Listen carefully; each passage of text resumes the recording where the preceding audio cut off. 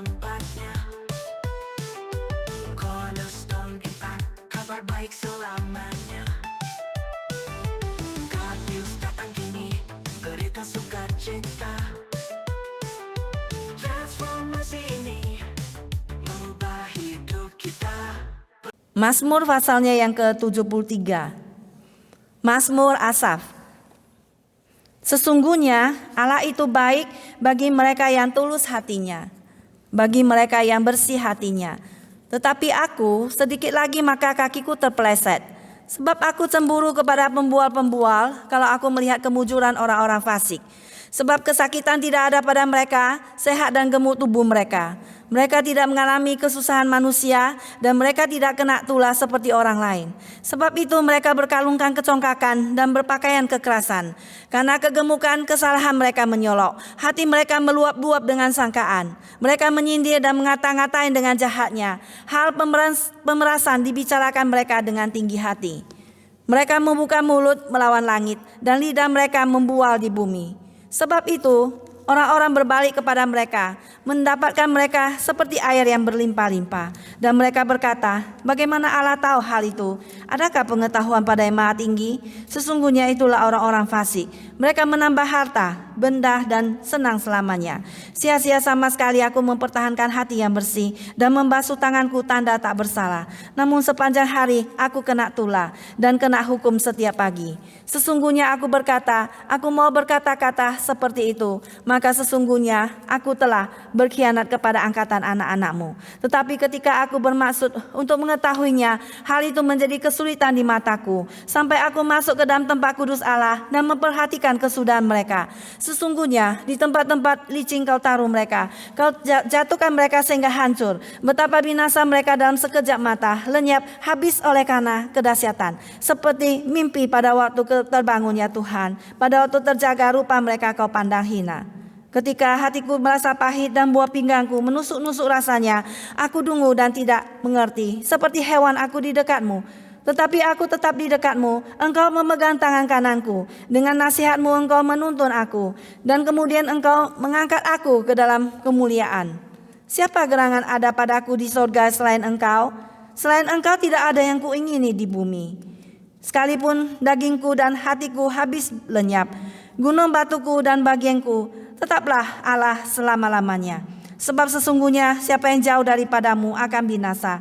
Kau binasakan semua orang yang berzina dengan meninggalkan engkau. Tetapi aku suka dekat pada Allah. Aku menaruh tempat perlindunganku pada Tuhan Allah, supaya dapat menceritakan segala pekerjaannya. Demikianlah firman Tuhan hari ini. Saudara sekalian, judul hari ini adalah tetap setia kepada Tuhan, ya, tetap setia kepada Allah. Mazmur 73 ini menyatakan pergumulan seorang yang bernama Asaf. Siapakah Asaf ini? Asaf ini adalah seorang pemimpin kor di bait Allah. Terdapat di dalam 1 Tawarik 25 ayat 1. Di mana kita melihat bahwasanya Asaf bergumul tentang masalah-masalah yang dia hadapi, yaitu masalah moralitas dan keberhasilan. Di mana dia melihat orang-orang jahat hidup bertambah makmur, sedangkan orang benar ditimpa kesusahan dan ketidakberdayaan. Nah, saudara sekalian, mari kita melihat apakah yang digumuli oleh Asaf ini. Yang pertama kita melihat daripada ayat 1 sampai ke 3, Asaf mengenang kembali kebimbangannya. Di mana kita melihat dia mengatakan di dalam ayat 1 bahwasanya sesungguhnya Allah itu baik bagi mereka yang bersih hatinya, bagi mereka yang murni hatinya.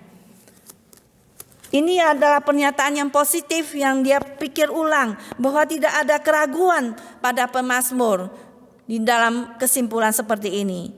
Tetapi pernah ada waktu dia mengatakan, sedikit lagi maka kakiku terpleset, nyaris aku tergelincir. Karena hampir saja dia itu jalannya tidak terarah pada Allah.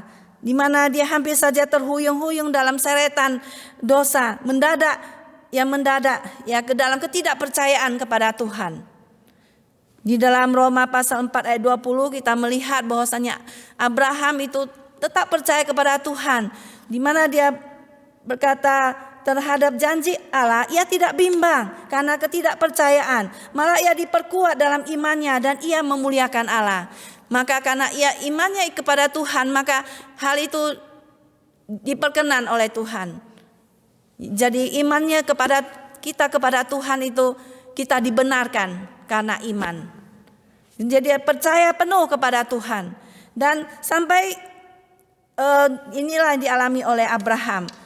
Tetapi kita melihat Asap pada waktu itu dia terjerumus hampir ke dalam dosa.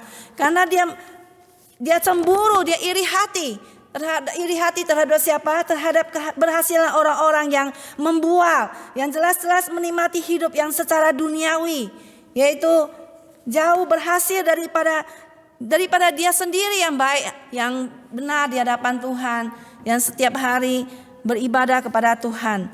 Dia hidup jauh daripada dia, meskipun mereka itu hidup di dalam kefasikan, mereka membual, ya. Jadi kita sering kali juga dalam hidup kita sering juga iri hati, ya, melihat keberhasilan orang, kita ingin ini, kita ingin itu, ya kan? Melihat waktu SMA, ya, melihat orang menyontek, kita juga ingin menyontek. Karena kita melihat kita belajar susah-susah tapi cuma dapat 70. Sedangkan orang lain tidak belajar, dia menyontek sudah dapat 90, 100. Jadi akhirnya kita juga ikut-ikutan tidak mau belajar. Akhirnya apa yang terjadi? Kitalah yang mendapat celakanya, ya. Karena kita itu adalah orang percaya, kita nggak bisa melakukan seperti itu. Dan juga kalau kita melihat orang main suap, ya, di dalam sekolah universitas misalnya, kalau dosennya nggak disuap, dia nggak bisa naik, ya kan. Tapi karena student ini dia melihat, wah, karena dia ini disuap dia bisa, dia dikasih nilai A. Akhirnya dia apa? Dia nggak mau belajar giat. Akhirnya apa? Dia nggak bisa naik, dia nggak bisa lulus di dalam kuliahnya. Nah, seperti inilah kita ini. Padahal Tuhan berkata kepada kita, janganlah mengingini dalam 10 hukum Allah, benar enggak? Ya, jangan mengingini istrinya, jangan mengingini apa yang dipunyai sesamamu, baik lembunya, ya, keledainya, atau apapun yang dipunyai sesamamu. Jangan mengingini rumah sesamamu, ya. Melihat ada orang punya rumah, kita juga mau. Melihat orang punya bagus-bagus punya, kita juga ingin ikut. Nah, bagaimana kalau kita juga iri kepada Tuhan, ya, ingin seperti Tuhan Yesus, ya. Tuhan Yesus, ya, seperti lagu, seperti Tuhanku yang baik hati, yang lemah lembut dan rendah hati, ya, rajin bekerja, berani dalam benar, lebih bersujud, selalu bergemar.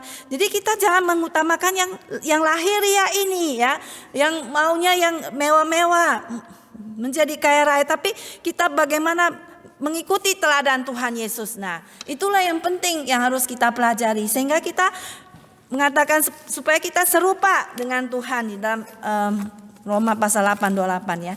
Sehingga kita akhirnya sesuai dengan image daripada Kristus itu, ya, menjadi serupa dengan Tuhan Yesus. Makin lama kita diperbaharui, kita tidak mengingini, ya, jangan kita mengingini. Dan kemudian kita melihat bahwasannya yang kedua, kenyataan yang ditampilkan dari ayat 4 sampai 12. Kenyataan yang ditonjolkan secara objektif itu sifat orang fasik itu secara lahiriah, jadi keadaan dan tingkah laku mereka, dan juga secara batiniah, yaitu di dalam motivasi dan di dalam perkataan mereka. Di mana kita melihat ayat 4, sebab kesakitan tidak ada pada mereka.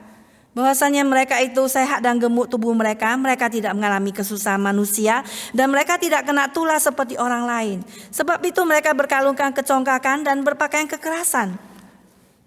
Ya kan, ayat 6, mereka bersifat jahat dan sombong, begitu biasa seperti mereka memakai pakaian yang mewah seperti begitu, ya. Mereka dikatakan di sini, ya, mereka berkalungkan kecongkakan dan berpakaian kekerasan, ya.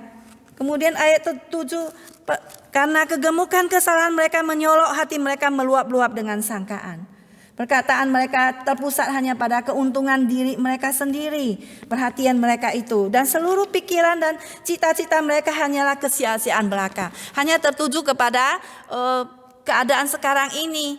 Bagaimana kita itu berdagang, bagaimana sekolah tinggi, kemudian kita mencari pekerjaan yang tinggi, mendapat uang yang banyak, kita menjadi sukses, dan bagaimana memelihara keluarga kita, ya kan? Tetapi hanya ditujukan di dalam dunia ini saja, tetapi bagaimana dampak kita terhadap orang lain, bagaimana kita melayani Tuhan, ya, di gereja, melayani orang lain, menjadi berkat bagi orang lain, dan itulah yang paling penting. Ya, kemudian kita melihat ayat 8 sampai yang ke-9. Mereka menyindir dan mengata-ngatai dengan jahatnya. Hal pemerasan dibicarakan mereka dengan tinggi hati. Mereka membuka mulut melawan langit dan lidah mereka membual di bumi.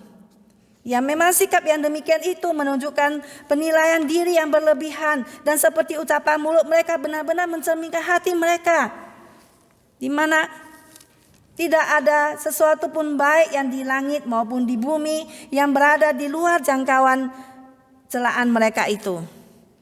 Ada unsur-unsur lain dalam keadaan itu yang menimbulkan kebingungan, yaitu bahwa Allah membiarkan mereka. Ya kan, kita melihat akhir-akhir ini juga di Amerika, ya, banyak orang yang ngata-ngatain Tuhan, yang mencemooh, menghina Tuhan. Ya, mereka menghina Tuhan. Tapi kita melihat apakah Tuhan tidak tahu, ya? Kadang Tuhan membiarkan, tapi kalau Tuhan masih sayang, dia akan menghukum, memukul pantat mereka, ya. Seperti kita melihat apakah Tuhan membiarkan seperti ini, ya? Ya kan? Kita masih bersyukur kepada Tuhan bahwasanya di Amerika kita melihat laki-laki dan perempuan sudah tidak bisa membedakan satu dengan lain. Sampai kita punya WC juga laki-laki bisa masuk, kan? Perempuan punya WC, saya sampai bingung, ya kan? Dicampur bau seperti itu. WC laki boleh dimasukkan perempuan, dan juga sampai bingung, gak bisa lagi membedakan gender. Tapi sampai saya berdoa pada Tuhan, Tuhan gimana ini Amerika seperti ini? Nanti bagaimana ini, ya Tuhan, nanti anak-anak saya dan sebagainya. Ya Tuhan, tolonglah nih bagaimana. Tapi kita bersyukur pada Tuhan, ya. Dan hamba-hamba Tuhan mungkin berdoa untuk hal ini, dan kita bersyukur bahwasanya baru beberapa yang lalu Presiden yang terpilih mengatakan bahwa kita cuma mengakui dua gender, yaitu apa? Male dan female, yaitu laki-laki dan perempuan. Maka selesailah semuanya itu. Maka tidak ada kebingungan ya di dalam permainan olahraga atlet, ya. Jadi di dalam laki-laki yang mengubah diri jadi perempuan juga boleh masuk ke dalam pertandingan atlet. Sehingga yang perempuan kalah karena laki-laki yang mengubah diri jadi perempuan itu, gendernya itu dia ubah, dia operasi. Tapi dia punya fisik itu, fisik laki-laki masih kuat dia. Jadi waktu dia mengangkat itu, dia ngangkat begitu berat, dia cuma ngangkat begini aja. Tapi yang perempuan sudah setengah mati. Nah, nggak bisa dibohongi, dia cuman diubah itu, dia punya kelamin, tetapi dia punya semuanya, ya, muscle-nya dia punya ini semua laki-laki. Ya, jadi ini kita nggak bisa beda, kita kembalilah kepada firman Tuhan, kepada firman Tuhan. Nah, jadi Tuhan nggak bisa dimok, Tuhan nggak bisa dihina, ya kan? Dikatakan di dalam Galatia 6 bahwasanya apa yang ditaburkan orang itu akan dituainya. Tuhan tidak bisa dihina, ya. Kita tidak boleh mengata-ngatain, tidak bisa kita melakukan hal yang sembarangan. Apa yang ditabur orang itu juga akan dituainya. Nah, tapi kadang Tuhan membiarkan itu berbahaya. Tapi kalau Tuhan masih memukul, berarti Tuhan masih mengasihi kita. Nah, kita teruskan, ya. Kemudian kita melihat pasal ayat ke-10 sampai 12. Orang banyak itu disesatkan dan hujat pun ditingkatkan. Ya, banyak menghujat, ya. Banyak orang yang ikut-ikutan anak muda, ya. Oh, dia orang tua mungkin melalaikan, ya, cari duit terus, akhirnya anak-anak dilalaikan, tidak bawa ke gereja, tidak diajarkan firman Tuhan, lama-lama lupa sama firman Tuhan, lama-lama mereka tidak percaya pada Tuhan. Akhirnya semua pada ikutan, sehingga kita melihat moralitas menjadi rendah dan tingkat kekerasan begitu tinggi, orang-orang menjadi tidak sabar, tidak sopan, ya kan? Kita melihat yang Amerika dulu yang begitu baik, tapi sekarang berubah, makin lama makin berubah, menjadi lebih keras, orangnya menjadi tidak lebih sabar, tidak sabar, dan menjadi ya lebih kasar jadi orangnya. Jadi kemudian apa yang terjadi, kita melihat ikut-ikutan semua. Kemudian ayat 10 kita melihat, sebab itu orang-orang berbalik kepada mereka, mendapatkan mereka seperti air yang berlimpah-limpah. Dan mereka berkata, bagaimana Allah tahu hal itu? Adakah pengetahuan pada yang maha tinggi? Bahwa orang-orangnya itu, yaitu orang-orang yang percaya kepada Tuhan, yang telah dipanggil dari kehidupan fasik bangsa-bangsa itu, yang dijadikan umat Allah sendiri, kemudian mereka apa? Terpengaruh. Mereka itu digoda untuk kembali kepada kejahatan dan tindakan-tindakan korup itu, yaitu tindakan ketidakjujuran, ya, tindakan kekerasan, tindakan misalnya korupsi dan sebagainya. Jadi menjadi seorang yang tidak jujur, yang tidak benar, yang tidak tahu akan tangan kanan, tidak tahu firman Tuhan dan tidak tahu jalan kebenaran. Nah, kemudian kita melihat selanjutnya, ya kan? Yang tadinya kita melihat bahwasanya pemazmur dia menunjukkan kenyataan yang secara objektif yang pada waktu itu yang sedang terjadi. Kemudian kita melihat masalahnya dilukiskan secara subjektif pada ayat ke-13 sampai ayatnya yang ke-17. Kita melihat bahwasanya Asaf sempat tergoda dan meragukan kegunaan menjalani kehidupan yang tulus dalam hati dan dalam hati nurani dia itu. Jadi dia tergoda, jadi dia mau ikut kepada mereka yang membual, yang melawan Tuhan, ya. Ayat ke-13 dan ayatnya yang ke-14. Sia-sia sama sekali, aku ini mempertahankan hati yang bersih dan membasuh tanganku tanda tak bersalah. Namun sepanjang hari aku kena tulah dan kena hukum setiap pagi. Ya, kesetiaannya pada kode moral yang tinggi dalam Tuhan, kelihatannya kita melihat menjadi sia-sia, tidak menguntungkan dalam hidup ini. Dan juga usahanya untuk hidup dengan benar kelihatannya seperti tidak didukung dengan tanda perkenaan ilahi. Sebaliknya dialami hajaran-hajaran setiap pagi, setiap hari dia dihajar oleh Tuhan, ya. Dia kena hukum setiap pagi. Ya, maka aku bilang kalau Tuhan mengasihi kita, Tuhan masih menghajar kita, bukan seperti seorang ayah yang sayang kepada anak-anaknya. Kalau salah akan dijewer, akan dipukul pantatnya. Demikianlah Tuhan mengasihi kita, anak-anaknya, yang kalau kita sudah berjalan bengkok, sudah melarikan diri dari jalurnya apa yang sudah hukumnya firman Tuhan, maka Tuhan akan kembalikan kita dalam jalan yang lurus. Jadi dia pikir, wah, saya tiap hari kena hukum, sedangkan mereka itu senang selamanya, demikian. Kemudian kita melihat lagi ayatnya yang ke-15. Ayat 15 dikatakan di sini, seandainya aku berkata, aku mau berkata-kata seperti itu, maka sesungguhnya aku telah berkhianat kepada angkatan anak-anakmu. Apa artinya ini? Dalam bahasa Inggrisnya dikatakan, if I said I will talk on in this way, I would have been untrue to the circle of your children.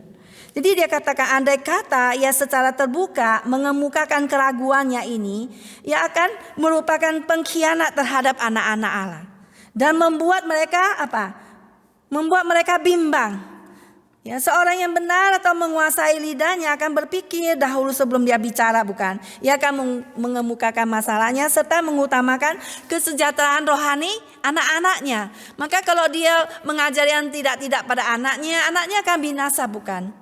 Maka dia akan mengatakan hal yang benar. Kalau dia mengatakan tidak benar, berarti dia bohong, dia untrue, ya, kepada generasi yang selanjutnya.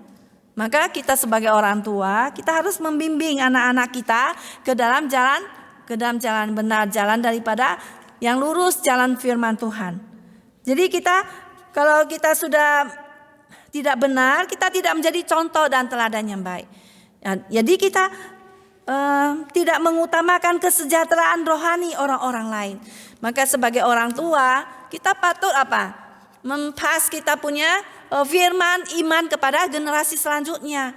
Kita perlu menyampaikan atau mentransfer kita punya iman kepada anak-anak kita, kepada cucu-cucu kita yang masih kecil. Kita tanamkan firman Tuhan sehingga pada masa tuanya pun mereka tidak akan beralih daripada jalan itu.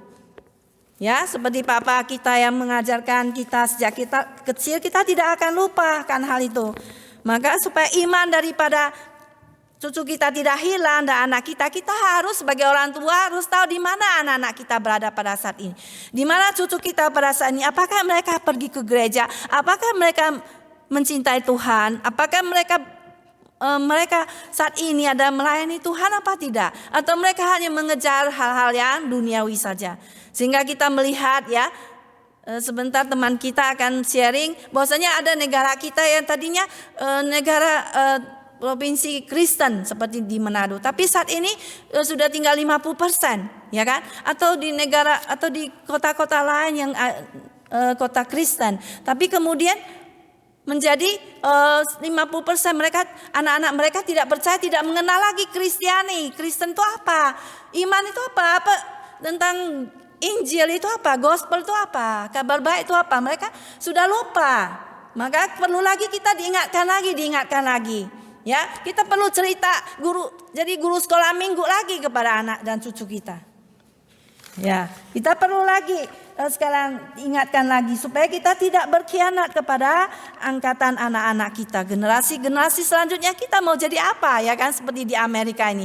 Bagaimana anak-anak muda itu sekarang keluar memberitakan Injil lewat TikTok, ya kan, lewat Instagram. Anak-anak muda ya sekarang harus keluar. Jadi memberitakan Injil sekarang lewat apa? Lewat TikTok, lewat YouTube. Ya disitulah anak-anak muda itu mereka melihatnya dan mereka bisa ada zaman Tuhan terhadap mereka itu. Ya, mari saudara sekalian ya, kita saat ini menjadi contoh dan teladan bagi anak-anak kita. Kita menjadi ahli waris daripada iman kepercayaan kita pada generasi kita selanjutnya. Dan kemudian kita melihat itulah yang digumulkan oleh Asaf, oleh pemazmur ini pada ayat 16. Pada waktu dia bermaksud untuk mengetahuinya, hal itu menjadi kesulitan di matanya. Ya, dia mau melihat, mau dia ikut kepada mereka, ya kan? Seperti kita saat ini kadang kita juga tergoda, bukan? Oh, sia-sia saja, ya kan? Saya melayani Tuhan. Sia-sia saja saya ini selama ini berkorban untuk Tuhan, tapi apa yang saya dapatkan? Nah, kita tergoda untuk apa? Kembali ke dalam jalan dunia, tetapi itulah Tuhan menguji kita, sedang menguji kita. Apakah kita itu tetap setia pada Tuhan? Enggak ada. Akhirnya Tuhan akan memberikan apa? Memberikan kepada kita reward, ya, kepada kita hadiah, sehingga kita sekali lagi lah kembali lagi kepada jalan kita, yang panggilan kita yang semula kepada Tuhan. Nah, kemudian dia mengalami kesulitan, kemudian sampai akhirnya apa? Dia masuk ke mana? Ayat ke-17 dikatakan, dia masuk ke dalam tempat kudus Allah, dia pergi ke bait suci Allah dan memperhatikan kesudahan mereka. Maka pada waktu kita bergumul, kita jangan jauh daripada Tuhan. Kita harus tetap pergi ke gereja mendengar firman Tuhan. Kita harus tetap berbakti pada Tuhan. Meskipun mungkin kita udah jauh daripada Tuhan, kita kembali seperti Asaf. Dia kembali ke bait Allah, disitulah dia melihat Tuhan berbicara kepada dia, ya kan? Di dalam bait Allah itu ada firman Tuhan. Di dalam bait Allah itu kita melihat ada orang-orang yang memberikan encouragement, ada saling menguatkan satu dengan lain, ya. Disitulah dia mendapatkan kekuatan kembali. Dia masuk ke dalam tempat kudus Allah dan merenungkan nasib akhir orang-orang fasik. Di sana ia menjumpai pandangan baru. Ia merasa bahwa hidup itu telah memusingkan dia. Karena apa? Ia tidak melihatnya dalam terang abadi, dalam perspektif firman Tuhan. Jadi kita melihat segala sesuatu itu harus lihat daripada kacamata firman Tuhan. Daripada kacamata perspektifnya Tuhan. Bukan daripada perspektifnya kita sendiri yang bisa salah ini, ya. Seperti kita melihat ada kuda yang pada waktu di zaman Tiongkok itu ada sejumlah kuda. Kemudian kuda itu karena mengalami musim Musim kering dia akan mati semua. Mereka dikasih rumput, mereka tidak mau makan. Lalu apa yang dihadapkanlah raja memerintahkan sejumlah orang untuk menolong kuda ini. Akhirnya ada sejumlah orang diberikan kacamata kepada kuda ini, ya, kacamata yang warna hijau, ya kan. Maka kuda ini kemudian dipakai kacamata, kuda ini makanlah rumput-rumput yang sudah kuning ini. Akhirnya kudanya nggak mati, ya kan, karena musim paceklik. Demikianlah kita perlu kembali, ya, dihijaukan, disegarkan kembali oleh terang firman Tuhan sehingga kita tidak tersesat. Demikianlah kita melihat Asaf ini, dia merefleksikan hidupnya kembali. Ayat ke-18 sampai 25, Asaf mengingat penyesuaiannya kembali. Dia kembali lagi kepada jalan Tuhan, kembali lagi. Wah, kenapa saya ikut mereka, ya kan? Sia-sia, mengapa saya ikut mereka? Ayat ke-18, sesungguhnya di tempat-tempat licin kau taruh mereka, kau jatuhkan mereka sehingga hancur. Betapa binasa mereka dalam sekejap mata, lenyap habis oleh karena kedahsyatan. Seperti mimpi pada waktu terbangun, ya Tuhan, pada waktu terjaga rupa mereka kau pandang hina. Ayat 18 sampai 20 tadi, Asaf melihat dengan jelas bahwa orang fasik itu tidak mungkin bisa mengejek Allah. Ya kan, kita tidak mungkin bisa mengejek Tuhan dan melarikan diri daripadanya. Galatia 6 ayat 7 tadi saya mengatakan, jangan sesat, Allah tidak membiarkan dirinya dipermainkan, karena apa yang ditabur orang itu juga akan dituainya. Kita melihat di sini bahwa pemazmur mula-mula melihat orang-orang meninggal tanpa mengalami kesulitan. Tapi ketika dia sadar di sini, ia melihat keadaan mereka itu justru sebaliknya. Itu suatu kehidupan ketidakpastian, kehancuran dan ketakutan. Sesungguhnya mereka terjaga dan melihat bahwa hidup yang telah mereka hayati itu hanyalah mimpi. Dan di hadapan pengadilan Allah yang bangkit itu, kita melihat semua keberhasilan mereka yang katanya yang hanyalah sampah belaka. Hanyalah kehinaan belaka. Maka di dalam Mazmur 49 dikatakan orang-orang yang hidup tanpa pengertian daripada firman Tuhan, mereka itu seperti hewan yang akan disembelih.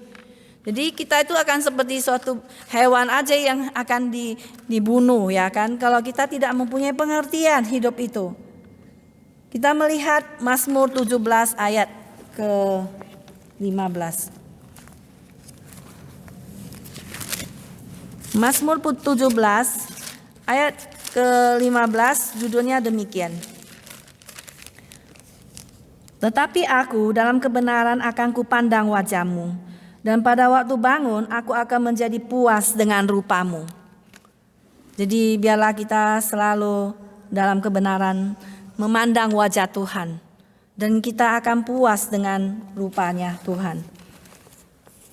Dan kemudian kita melihat Mazmur 14 ayat 23 sampai 27.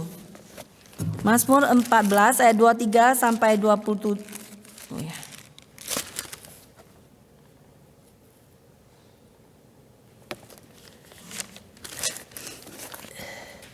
Ya, Mazmur 14 saya lihat ya, ayat 1.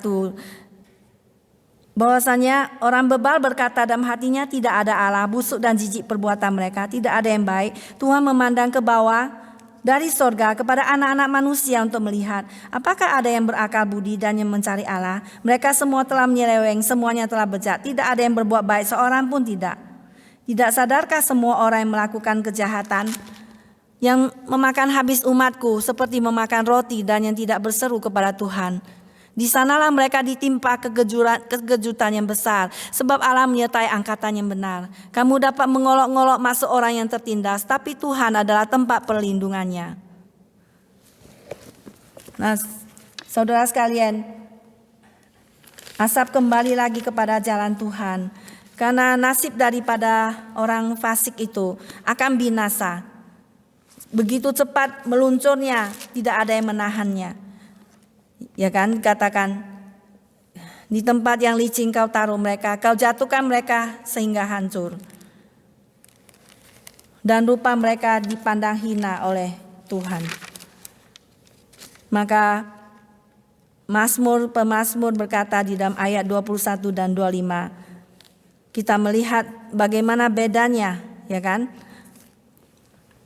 Ketika hatiku merasa pahit dan buah pinggangku menusuk-nusuk rasanya, aku dungu dan tidak mengerti seperti hewan aku di dekatmu. Tetapi aku tetap di dekatmu, engkau memegang tangan kananku. Dengan nasihatmu engkau menuntun aku, dan kemudian engkau mengangkat aku ke dalam kemuliaan. Siapa gerangan ada padaku di surga selain engkau? Selain engkau tidak ada yang kuingini di bumi. Ya, berbeda sekali kesadaran pemazmur tentang kehidupannya sendiri dengan Allah. Di mana dikatakan di dalam ayat 21 sampai 22, ia mengakui bahwa masa kepahitan hidup yang dialaminya membuatnya tidak mampu memahami hal-hal ilahi. Dia seperti hewan yang dungu di hadapan Tuhan, maka dia harus diterangi oleh firman Tuhan. Namun dia mengatakan, kini ia menghayati realitas kekayaan rohaninya, perdamaiannya dengan Allah, yang dengannya dia tetap di dekat Tuhan. Nah, itulah yang paling penting. Ya, penglihatan kita pada Tuhan, penglihatan rohani. Jaminannya ialah karena engkau memegang tangan kananku. Kesadarannya terhadap rencana Allah atau nasihatmu memimpin hidupku. Dan kemudian engkau akan mengangkat aku ke dalam kemuliaan. Kita melihat Yesaya 41.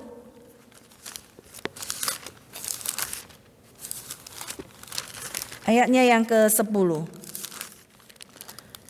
Janganlah takut sebab aku menyertai engkau. Janganlah bimbang sebab aku ini Allahmu. Aku akan meneguhkan bahkan akan menolong engkau. Aku akan memegang engkau dengan tangan kananku yang membawa kemenangan. Demikianlah kita melihat bahwasannya Yesus itu yang telah mati dan bangkit bagi kita. Yang telah mengangkat kita ke dalam kemuliaan. Dari lahir sampai mati, Allah memegang kita secara terus-menerus. Tapi yang paling penting adalah jaminan keselamatan daripada Tuhan kita, Yesus Kristus. Di mana Tuhan kita diselamatkan bukan karena kita benar atau baik atau karena kerja keras kita, tapi karena kasih karunia. Karena Tuhan memberikan anugerah. Tuhan Yesus yang telah mati dan bangkit bagi kita, yang telah mengalahkan kuasa kegelapan dan kuasa setan, dan dia telah bangkit kembali dan akan membangkitkan kita juga. Nah, membangkitkan kita daripada kematian yang kekal. Demikian saudara sekalian, Yesus Kristus adalah jaminan kita. Yang dimana pada waktu ya kita mungkin merasa bahwa kita itu kekurangan kekuatan. Tapi kita tahu suatu hari nanti kita akan dibangkitkan kepada hidup untuk melayani Dia selama-lamanya. Dia adalah keamanan kita, jaminan keselamatan kita, Tuhan kita Yesus Kristus. Yang turun daripada surga, yang menyelamatkan kita mati bagi kita semua. Dan itulah kita punya kebahagiaan yang sejati. Nah, saudara sekalian, marilah kita semua berharap kepada Tuhan, ya. Pemazmur menyadari bahwasannya di surga tidak ada yang lain selain Tuhan. Ya, tidak ada yang dia ingini di bumi. Kemudian kita melihat ayat ke-26 dan 28. Pemazmur menerangkan imannya pada keadaan secara langsung. Imannya kepada Tuhan, sekalipun dagingku dan hatiku habis lenyap, gunung batuku dan kebagianku tetaplah Allah selama-lamanya. Sebab sesungguhnya siapa yang jauh daripadamu akan binasa. Kau binasakan semua orang yang berzina dengan meninggalkan engkau. Tetapi aku suka dekat pada Allah. Aku menaruh tempat perlindunganku pada Tuhan Allah supaya dapat menceritakan segala kemuliaannya. Nah, itulah puncak dari segala-segalanya. Bahwasanya segala sesuatu yang menekannya, baik pikiran maupun raga, dan yang membuatnya itu tersesak ya dalam hatinya itu. Dan juga di dalam kelelahan yang membawanya kepada bayang-bayang usia lanjut dan menjelang kematian itu. dia tidak takut bahwa persekutuan dengan Allah dan hubungan dengan Tuhan itulah yang paling penting. Persekutuan dengan Allah dan hubungannya pribadinya dengan Allah itulah tolak ukur kebahagiaan segala-galanya. Itulah yang membawa dia pada berkat yang sesungguhnya. Jadi berkat daripada jasmani ini tidaklah terlalu penting. Berkat rohani itulah yang paling penting.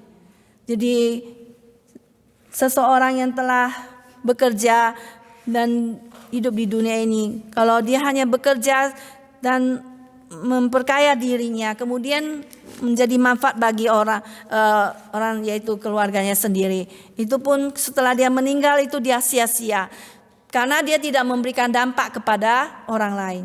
Yang terpenting itu adalah Allah dan melayani Tuhan, itu yang paling penting, dan hubungan pribadi kita dengan Tuhan.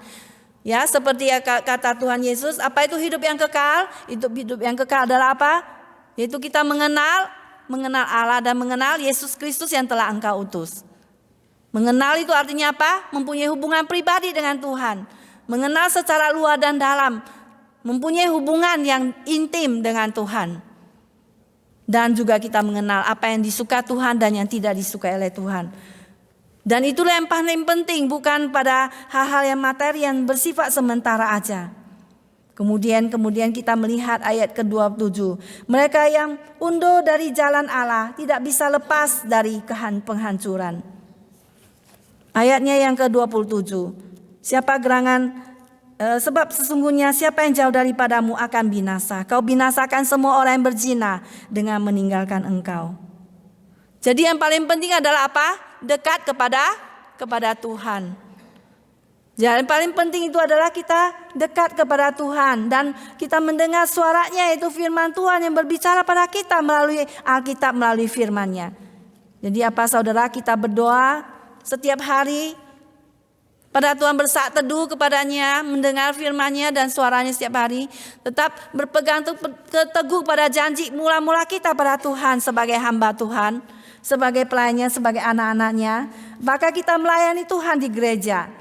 Dan itulah yang saya bicarakan kepada anak saya, kamu bukan hanya saja kerja ya, kamu kalau bisa, karena kamu harus melayani di gereja, menjadi guru sekolah minggu, saya bilang ya.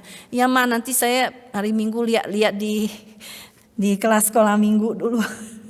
Saya bilang kalau kita cuman mencari uang itu hanyalah sia-sia aja, karena itu hanya hal-hal yang sementara. Tapi kita harus memberikan dampak kepada dunia ini, memberikan dampak ya, memberikan sekitar kita itu dampak, menjadi berkat bagi orang yang melayani Tuhan, yang akan bersifat sampai kepada kekekalan.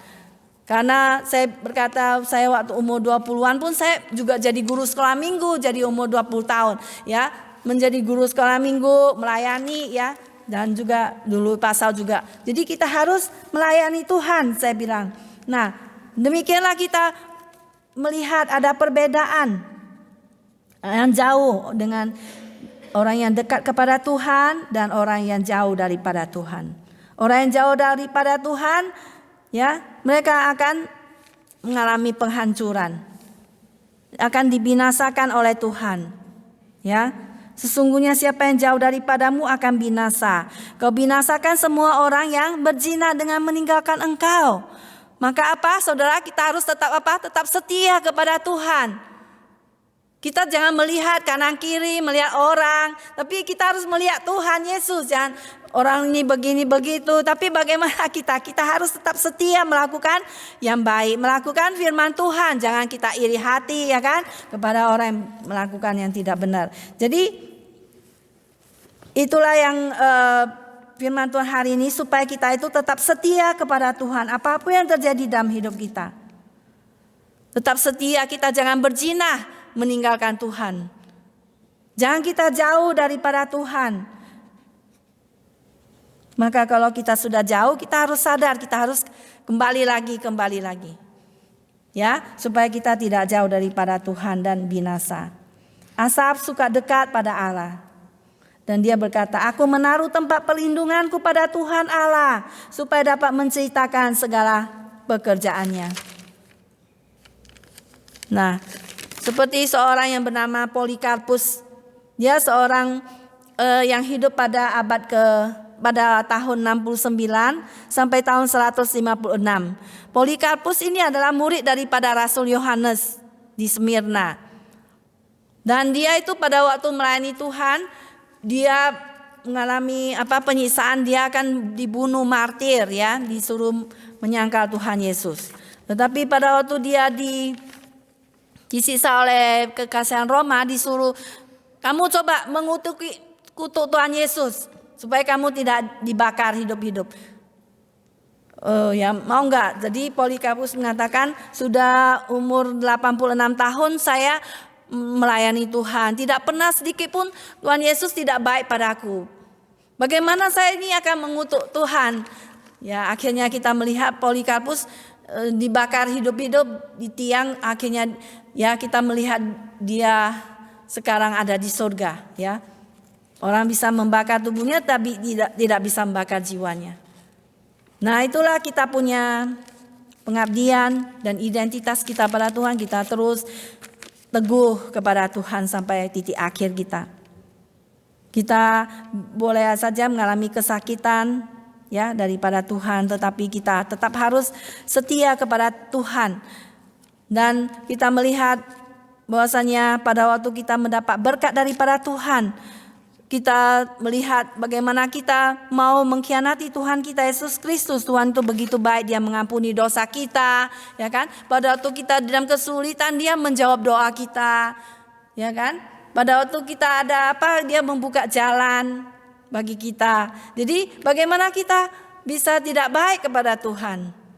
Ya, Tuhan kita begitu baik, maka kita harus tetap setia kepadanya.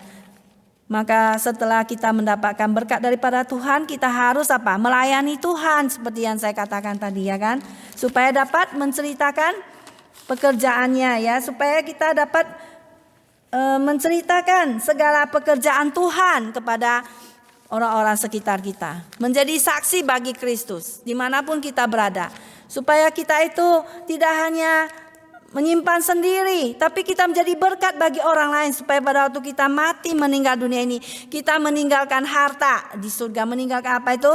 Meninggalkan iman, kepercayaan, menjadi berkat menjadi dampak yang positif, memberikan sesuatu influence ya, dampak bagi orang-orang sekitar kita, tidak menjadi sia-sia, tidak simpan sendiri, dan kita menjadi saluran berkat, menginjili, membawa jiwa-jiwa datang kepada Tuhan. Nah itulah tugas kita dalam dunia itu, yaitu menginjili ya. Bukan kita hidup sia-sia, ada kita harus menginjili. Itu tugas kita. Hidup bagi Kristus, setia sampai sampai mati. Kita melihat di dalam Wahyu 2 ayat 10b.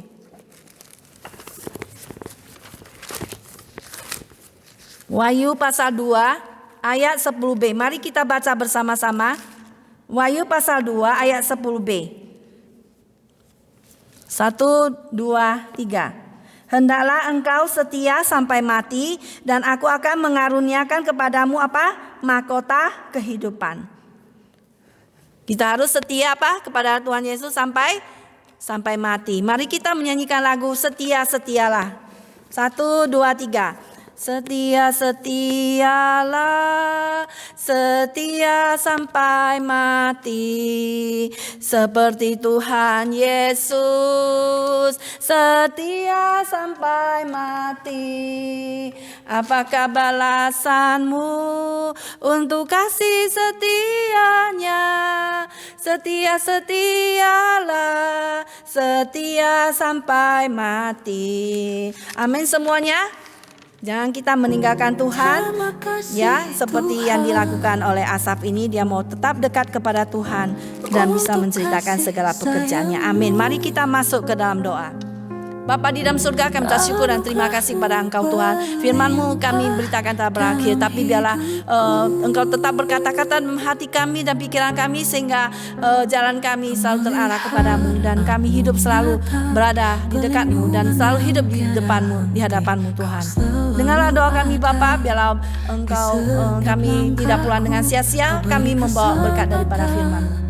Terima kasih ya Tuhan, hanya dalam nama Tuhan Yesus kami berdoa. Amin. Persembahanku dengan hati tulus, saat ku lemah